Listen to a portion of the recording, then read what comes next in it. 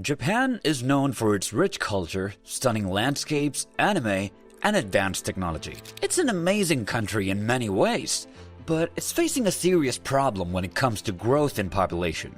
A recent study in Japan found that around 45% of young women and over 25% of men said that they either weren't interested in or didn't like having sex.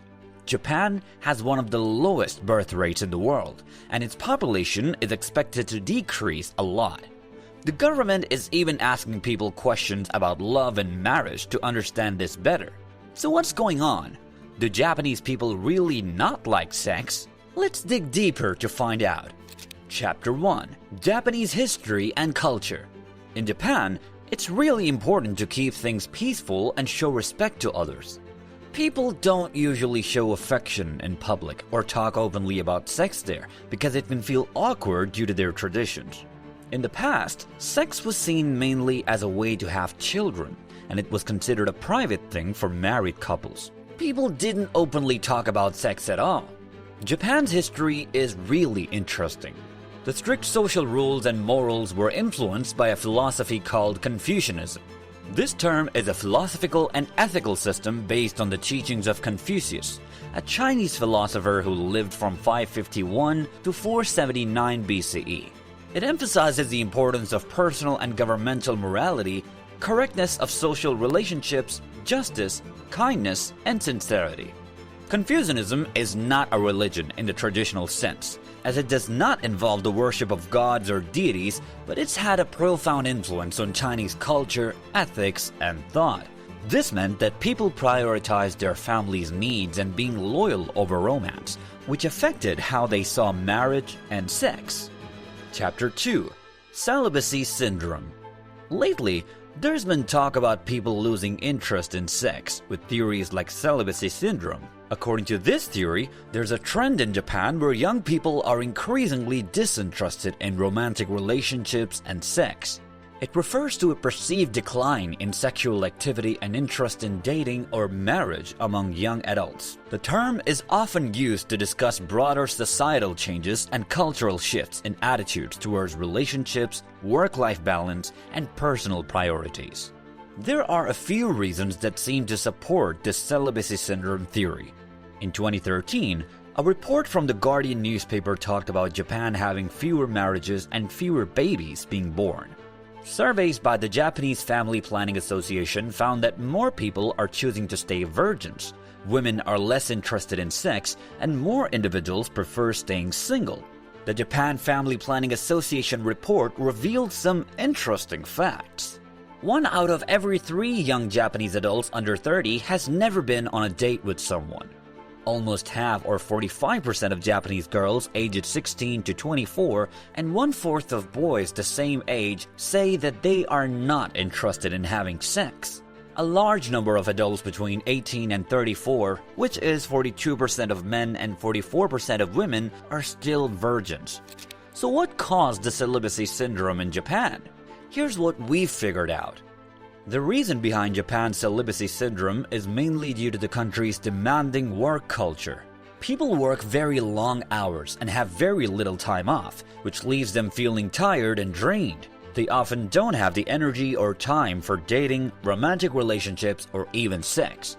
Bosses in Japan frequently demand that workers devote all of their time to their work, even to the point where working excessive hours can have a negative impact on health and result in karoshi or death from overwork. This leaves young adults in Japan with a difficult decision to make. Devote all of your energy to establishing a successful career while living alone in a tiny flat, or devote less time and effort to finding a partner. Traditionally, marriage in Japan meant sharing expenses and having a partner to help with household chores. However, this often resulted in husbands working long hours, leaving little time for family. As a result, many people opt for a work-focused lifestyle, surviving on inexpensive meals like ramen noodles and living in small one-bedroom apartments rather than pursuing relationships. This societal pressure on men to be the main breadwinners can make dating challenging, and raising children is costly due to increasing prices. In Japan, more women are pursuing careers, but it's challenging to balance work and personal life. There's a lot of pressure for women to get married and have children, which can create anxiety. This pressure often leads women to focus more on their careers and building a successful professional life instead of engaging in sexual intimacy with their partners. In Japan, the laws around sex work create some confusion. The availability of these services can make some men think of sex as something you can simply buy, similar to fast food. This perspective can harm relationships because sex might not be seen as a meaningful way to connect emotionally with someone. Another factor is the rise of herbivore men. We'll talk about that next. Let's talk about young Japanese men. Some of them are called herbivore. Perhaps as a result of the challenging economic climate and lengthy work weeks, they place a high value on work-life balance and are not very assertive in their dating lives.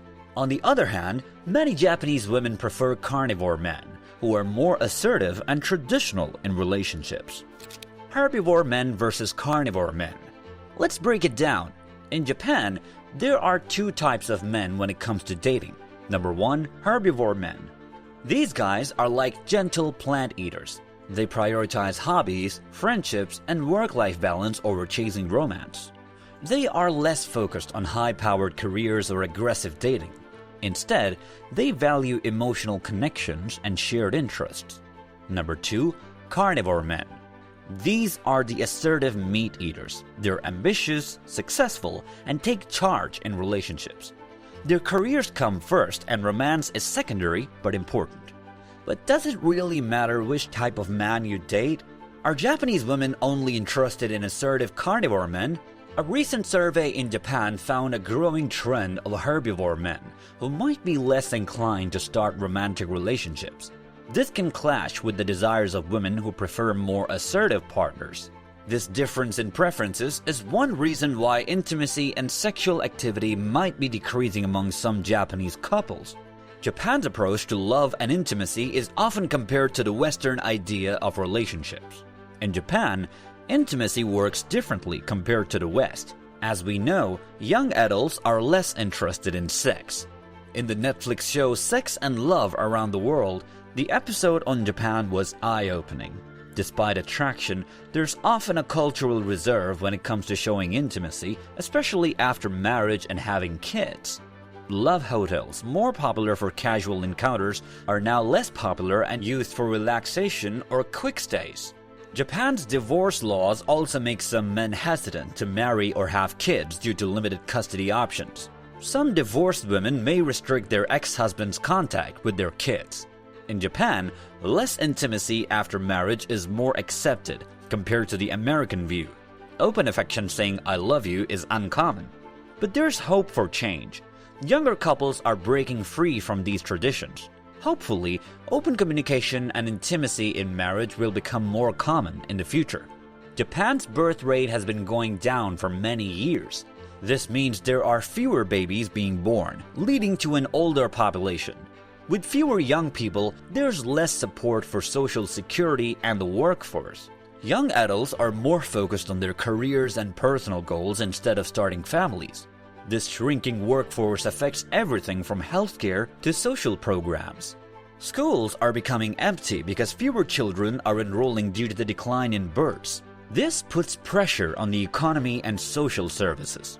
But the question is, how can Japan boost its birth rate and encourage more intimacy among its people? In recent years, Japan has been working to tackle these challenges by introducing policies that support working parents. This includes expanding parental leave benefits and offering childcare subsidies. Companies are also focusing on work-life balance, allowing employees more time for themselves outside of work. Experts believe that providing support is crucial. Affordable childcare, flexible work hours, and parental leave can all make a big difference for working parents.